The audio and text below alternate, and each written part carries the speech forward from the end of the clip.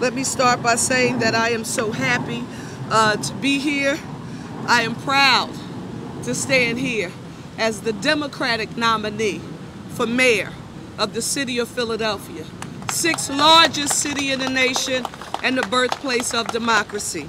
To everyone who supported our campaign, who I was not able to celebrate with on election night, I do have one thing to say, and that is, together, we did it. We did it together, and I'm excited about that. Our message has taken hold across the city, but most importantly in the neighborhoods and the communities who are closest to the pain of gun violence, neighborhood blight, struggling schools, and quite frankly, a lack of economic opportunity. Now, with our win, to me, these communities, they are now closest to the power. And the message is important because what we did was we ignited a belief that, and you would often hear me say on the campaign trail that I had the audacity to believe that Philadelphia can be the safest and cleanest big city in America, and that we can close the gap between the haves and have-nots, and that we can literally restore hope and pride back to our city again. So that's relative to the campaign. Now let me get to the health and the root canal. If you Google root canal in our area, it is pretty popular right now. Let me just give you a tad bit of history here.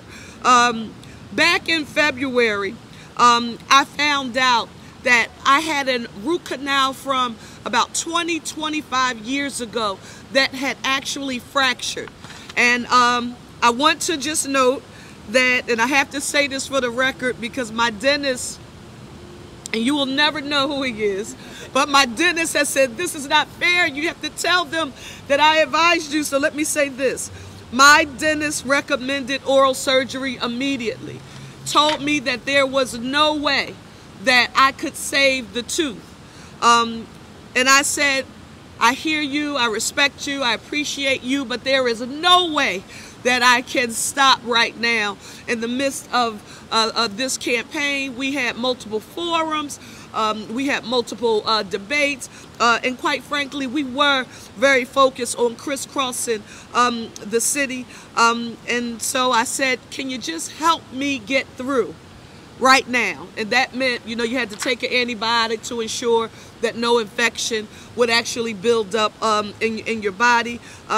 Against his wishes, he said to me, yes, we have to do that anyway, but I could not wait until the primary, after the primary election.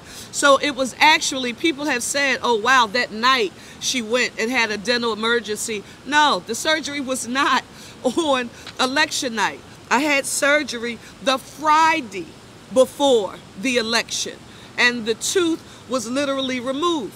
Now, in typical Cherelle Parker behavior, I left forgetting that I was still numb, and I was like, oh, I can do this. And I continued with the full schedule that evening. Some of you may have even seen me on the trail, but it became clear that I needed to get that surgery, and I did that on Friday. I talked about keeping a full schedule that Friday evening, and you will remember that weekend was GOTV weekend. How was I going to rest and be at home during GOTV weekend? We couldn't afford it, and we were able to get through it. I needed to campaign, and I did not give myself time to heal. I want to acknowledge that publicly. I did not. So by the time the polls closed on election night, everything literally caught up with me. And I had to stop. Not because Cherelle Parker said stop, but because my body said, you will stop right now. And that's when I went. I checked myself in at the University of Pennsylvania hospital. It was there, unfortunately, while everyone was enjoying the excitement of the results coming in.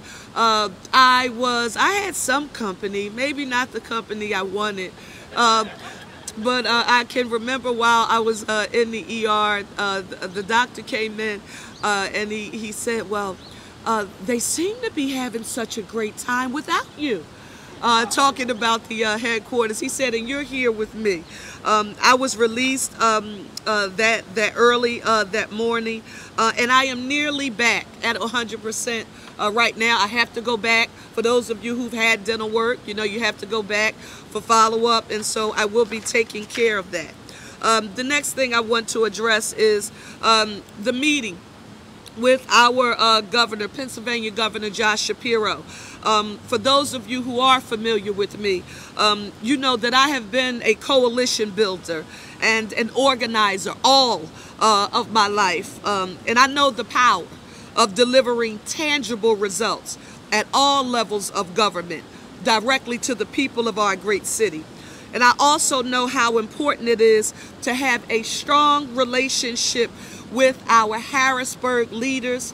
And so today, meeting with our chief executive here in the Commonwealth, it was no coincidence. It was very intentional that he be the first executive that I had the opportunity to sit down and talk with. Cherelle, what did you and the governor talk about?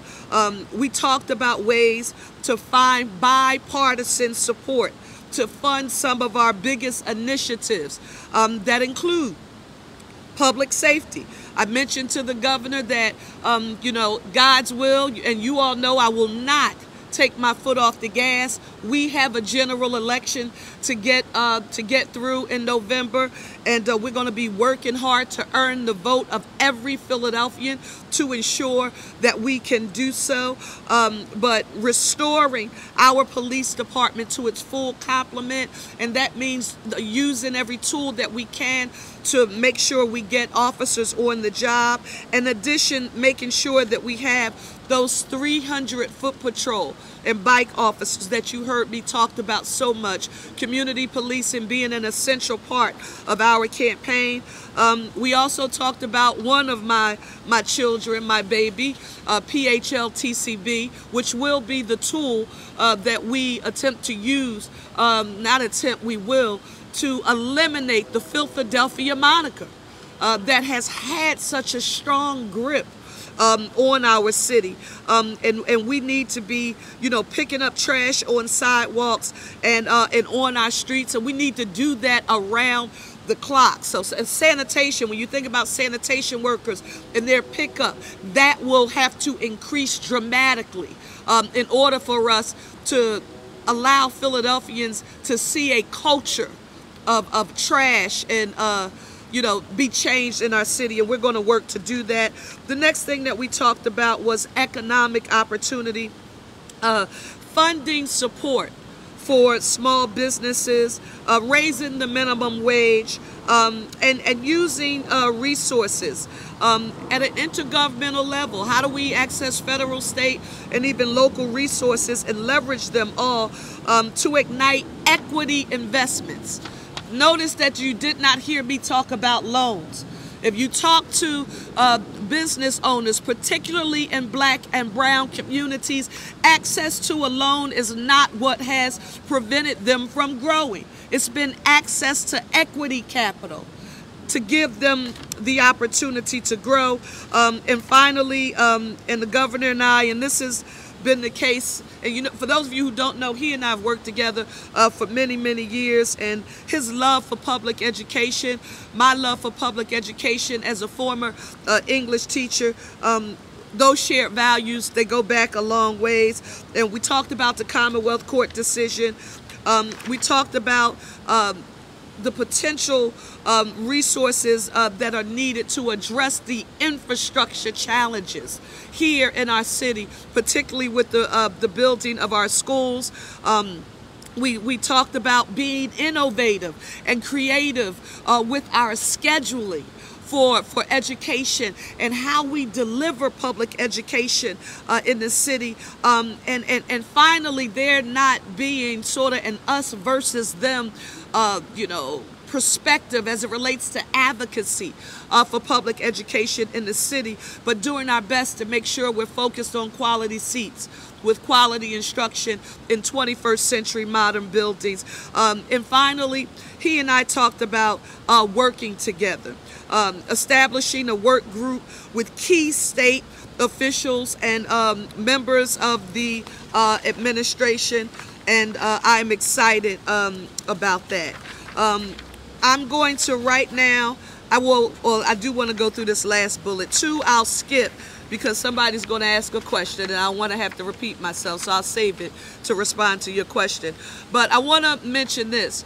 A lot of people have asked me, you know, aside from your health, Cherelle, and feeling better, what do you feel that the most pressing issue is that you face right now as the Democratic nominee for mayor of the city of Philadelphia? And I have been very clear in affirming that right now, this is the unifying moment here in our city. I don't care who you voted for. I don't care what section of the city you live in, your zip code, what your political philosophy or ideology is. Our democratic process, you know, we work through it. We now have the results, and we need all of Philadelphia to unify in order to move our city forward. And with that being said, you know, I want to note that one of the hallmarks of my time as an elected, it has always been to bring people together who don't always agree on everything. And this was something that you have to blame on Harrisburg, where I didn't have a luxury of saying either it's my way or the highway. I literally had to do things the old-fashioned way. Sit down and have a conversation with people and figure out how we get to yes. And that didn't stop during our campaign. They are not here, but I want to say to my former colleagues who suspended their campaigns and who were very much involved in helping us to get to this point. As former council member Derek Green, a longtime friend, colleague, and quite frankly, we worked together. You know, for the boss lady of all boss ladies, Councilwoman Marion Tasco. DG, you know, I'm so grateful for your support. Maria Quinones Sanchez, MQS, I want you to know that I am excited and looking forward to working with you all, and also to the other candidates. I am so grateful that we had such a competitive environment. People have said to me, Cherelle, that, you know, it was 1,000 people, you know, running for mayor of Philadelphia. You know, did you like it? I love the idea that people had a chance to hear different perspectives, to hear different prescriptions being offered as solutions to problems facing our city. I thank each of them for rolling up their sleeves and doing what Roosevelt would say, getting in the arena of standing up to the scrutiny, answering the questions, and putting their best foot forward. To each of them, I want you to know I thank you so very much. I did have a 2 or 3 day lag as a result of our health challenges, but they do know that we will all be getting together, because I will be looking forward to working with each and every one of them, along with our legislative leaders at the local, state, and federal level. With that being said, I want to take a few questions, and I'm sorry? Let me help you kind of identify this. Excuse me, let me see here. I just saw someone. Oh, a gentleman was here and he had his hands raised. Where was the Tribune? Somebody was here and they just had their hands raised. They must have disappeared that fast. Yes. Can you talk a little bit more about what brought you to the hospital on Tuesday night? I know you said your body was making you stop. Was it pain? Was it dehydration? It was pain that goes like this, throbbing, just intensely. And I knew that it was not something that would allow me to do what I love, And that was one. I wanted to see the results in real time. But more important to me that night, especially when seeing what the results were, I wanted to jam. And I couldn't jam that night because my jaw was thriving, and it required that I go to the hospital. And you've been treated and you're not experiencing pain anymore?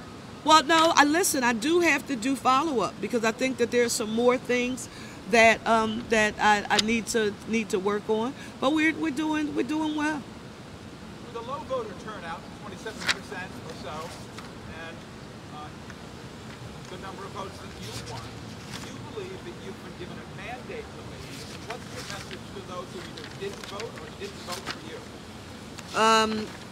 Let me note for the record, and Jeff, I appreciate that question, and it's actually a very good one. We had a higher turnout than the last open mayoral primary. Let me state that for the record. I want to just say that one more time, because sometimes when people read things in the paper, those facts aren't, quite as clear as we would like them to be. We had higher turnout than the last open mayoral primary. However, turnout should be much higher than the 27% that we saw last week. And I would argue to each of you, that is why this meeting today with Governor Shapiro was essential.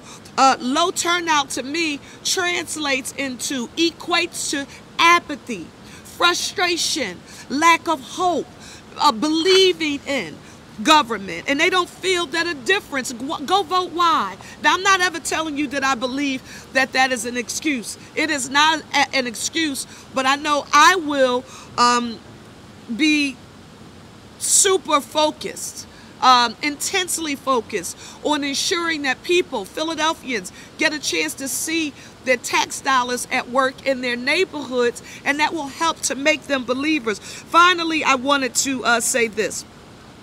I did get some calls and text messages from some people who says, Cherelle, your old council district, the 9th district, they really showed up and showed out and supported you. Your old state house district boundaries, you really got a lot of support there. Listen, I want to be very clear.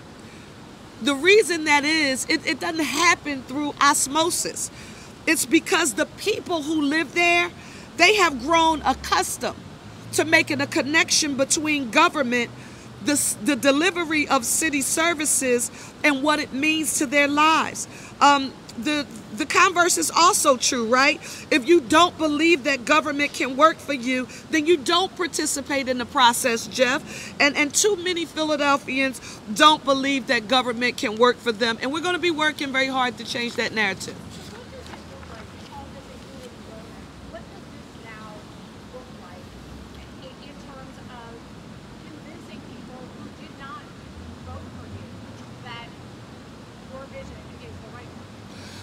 One, it means that we will be sitting down. Of course, you heard me mention all of the candidates for mayor of the city of Philadelphia and talking with them. We will also make sure that we continue to be in every community, communicating with stakeholders. Now, for those of you who know me, I am a well-structured and I believe in organization, and I won't do anything haphazard. So if we are meeting with small business owners here in our city, I may do that by council district and have a meeting with small business owners per council district, faith-based leaders, business leaders here in our city, the philanthropic community. Why are all of these key stakeholders essential? Because we are not a monolith. And if anyone, you've heard me say throughout the campaign, and I'm not going to be a candidate who's concerned about being politically correct. I'm always going to give you my authentic self, no matter how much it pains some people, even when I speak about myself in third party. But let me say this. People want to know that you hear them.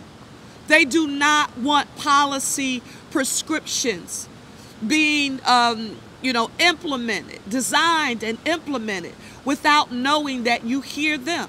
Now, while we're going to listen to all stakeholders, I also want you to know that there are going to be some people who are not going to like, some of my decision making. and or again, the policy plans that I will be proffering that you will hear in much more detail as we proceed closer to the general election. But always know, no one will ever be able to say that Cherelle Parker did not hear them, even when we may agree to disagree. And I don't care who you were. I told you I wanted a coalition that transcended race, class, socioeconomic status, religion, gender, sexual orientation, identity, and we did just that. You all can banner about what percentage of what for each part of that coalition, but every part of what every constituency that I just described, they were a part of the Parker team, and I am extremely proud of it. But the election is over. Now it is time to get prepared to win the general election, right? And that means our Democratic Party, all of the stakeholders who helped us, those block captains and committee people and ward leaders who were on the ground. Never forget their work, coupled with the other stakeholders, you know, labor. We all know the building trades did an awesome job. Clearly, they were a strong foundation. The carpenters, SCIU, Local 427 and 403, out of the sanitation workers and the streets department. Can't think of the local Sincere and Aaron, but Fred Wright comes to mind. A local out of District Council 47. All of those folks who were an essential part of allowing us to have this victory, they're the foundation of the coalition. But now the coalition includes all of Philadelphia, and I won't have it any other way. Yes. I'm sorry. How will you balance the need to hit the ground running and get this transition going while still facing another election? Well, now, Pat, that is an essential question. One of the things that I am working on right now, because that structure is extremely important, and quite frankly, I can't wait until, when is the general elections? November the 7th? So, I can't wait to November the 8th to begin working to put all that we need to put in order together. So I'm working on actually building a formal structure outside of the politics, outside of my campaign structure, that will actually give me the ability to staff up, because I can't do all of this alone. I will need staff to actually carry through the organization of the meetings with the stakeholders, plans that we have to put together. So we're working with some of the best and brightest lawyers in the city, and it was such a good question that you'll be hearing from me very soon with hopefully what will be the formal structure that we've put together. But we've been on that for a little bit now. Cherelle, do you plan to debate? You were talking about not being politically correct, one of the things you talked about constitutional stop the press. You kind of work on coming up with a framework for how that'll be when there is part of this. One of the things that you heard me say, that unconstitutional stop and frisk in the city is not legal, because Cherelle Parker formally introduced the legislation in our city to say that there is no place for unconstitutional stop and frisk. With that being said, Terry stops are what I wholeheartedly embrace as a tool that law enforcement needs to make the public safety of our city their #1 priority. It is a legal tool. A crime must be committed, or they must know that it is going to be committed in order for them to have the just cause and reasonable suspicion to stop someone. They are called Terry stops. There are people who consistently want to use stop and frisk as because it's a very intense and quite frankly, it's painful, particularly for black people like me, right? And a mother of a 10-year-old black boy, and coming, living at the intersection of race and gender all of my life. I know what it's like, and I've seen what it's like, particularly when I've had black men, who I've loved and cared about, stopped, right, for no apparent reason other than the fact that they were black. They were black men. I know what that feels like. And again, we get through the general election, and under no circumstances will that kind of behavior be allowed to exist in the Parker administration. I just won't tolerate it. But I'm also going to make sure that Terry stops and every other legal tool that is needed, paired with great training, right? And zero tolerance for any misuse and or abuse of authority is available for our police department.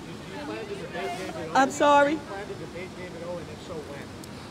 We will get through into a general election. I will then work formally with my campaign team, and we will decide what the parameters are for how that will go, but we will work on that then. Yes, I'll do.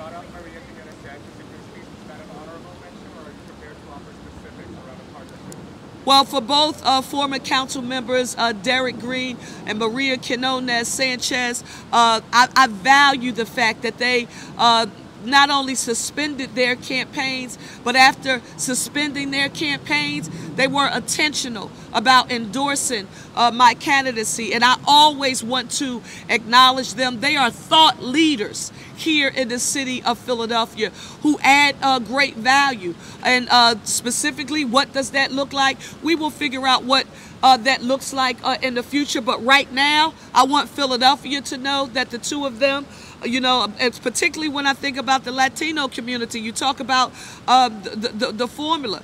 I'm thinking about the stakeholders, Tina Tartaglione, and you know, you get in trouble, you start calling names, but my former colleague Angel Cruz and Danilo Burgos and Jose Cherelle and Carlos, just so many people who were a part of helping to make that happen. But my former colleagues, they are extremely important, and I look forward to working with them in the future. Can you Yes.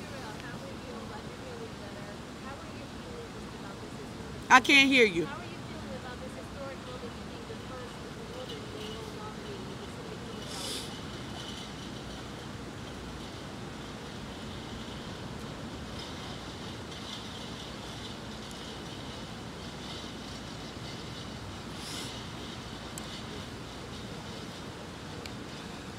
Many people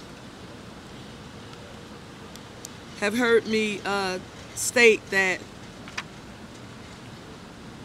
after the results and we realized we won, that I wasn't excited when people said, oh, we're breaking glass ceilings, because for me, the breaking of glass ceilings, it is not what is giving people like me access to an opportunity.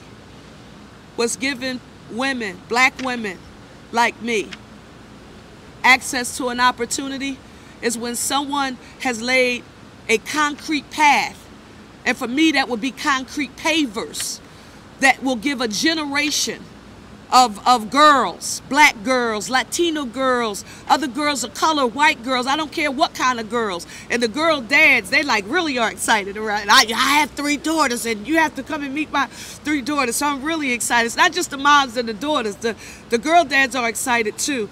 And I'm excited about it. But I'm also excited to know that I didn't get here alone, Tasha. I'm not Superwoman. You know, I stand on the shoulders of some women who generations ago, they could have been standing up as the Democratic nominee for mayor were it not for their, you know, inability to raise the funds needed to compete with most of the time, you know, men, you know, who had much more of a leg up as it related to fundraising, or people who were born wealthier than they were. So, of course, my boss lady, who is still alive, and mother mentor Marion Tasco, Augusta Clark, Roxanne Jones. I mean, I think about Anna Verna. I think about Joan Krajewski. I don't know whether or not any of you know who those women were. See Dolores Tucker. But I saw those women in live and in living color, and I saw them doing their work.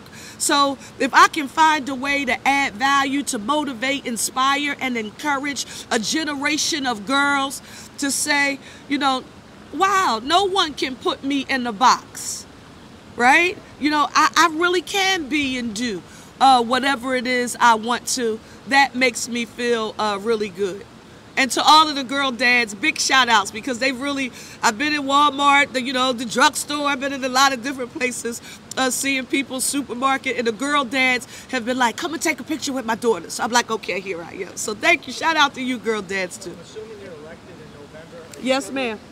Can you explain a little more about your efforts? Are you talking about adding instructional days or just changing the schedule to shorten summer vacation? Well, I thank you so very much for that question. It's been so interesting listening to people infer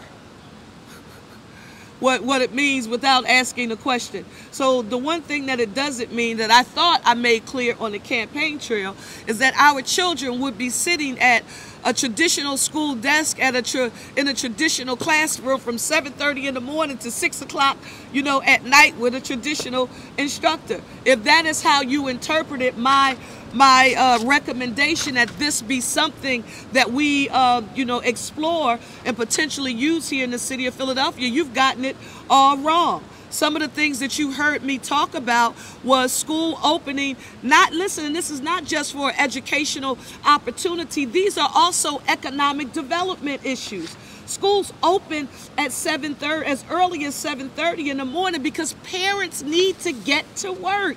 We forget. We tell parents we want them on a path to self-sufficiency, and we want to connect you to an employment opportunity that will, pay you a living wage, health care, retirement security. Oh, but by the way, school doesn't open up until 9 o'clock. Give me a break. Here. So we want school open as early as 7:30 and open as late as 6 p.m. And what do you want to see in those schools, Cherelle? I want to see everything that I see available, that was available when, I was in school, and some additional, especially when it comes to the technology, in the financial literacy, the coding I want to see in school. But I also want to see the building trades. And that was a huge part of the platform that was so well embraced by Philadelphians from all walks of life, in understanding that all of our children are not interested in taking the traditional collegiate path to the future, and that they wanted to have access to those careers available in the building trades, and to have the building trades willing to, say, listen, we know that this is a part of your platform, and, we want to help you. And as a matter of fact, these are some ways. That gives us something to look forward to. So let's just talk about, when you think of year-round schooling under a Parker administration, and I was happy to see the superintendent talk about a potential pilot, because if you looked and read my plan as it was proffered, I talked about a pilot as well, and you get a chance to see what it would look like here in the city of Philadelphia. That is a certain number of schools at the elementary, middle, and high school levels, but I'm really looking forward to it. And that's why, again, the conversation with Governor Shapiro, our legislative leaders, I've spoken with all of them in Harrisburg. That's why that relationship is so important. And quite frankly, a relationship, the bipartisan relationship in Harrisburg, it's extremely helpful. And this is going to be the last question. Last question? Yes, ma'am.